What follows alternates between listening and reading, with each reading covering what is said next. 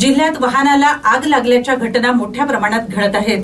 अशातच वणी येथे कोळशाची वाहतूक करणाऱ्या ट्रकला भीषण आग लागली। कोळसा वाहतुकीच्या धावत्या ट्रकला अचानक आग लागली। आगीत ट्रकची संपूर्ण कॅबिन जळून खाक झाली। ही घटना गुरुवारी दुपारी 2 ते 2:30 वाजताच्या सुमारास ब्राह्मणी गावाजवळ घडली। चालकाने प्रसंगावधान राखल्याने पुढील अनर्थ मात्र टळला।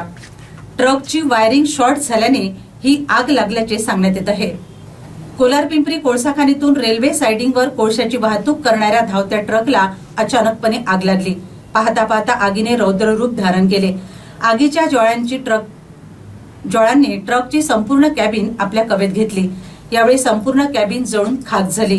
ट्रकच्या कॅबिनला आग लागल्याचे लक्षात येताच चालकाने प्रसंगावधान राखून ट्रक रस्त्याच्या कडेला उभा केला आणि तात्काळ तो ट्रकमधून बाहेर पडला। त्यामुळे पुढील अनर्थ टळला।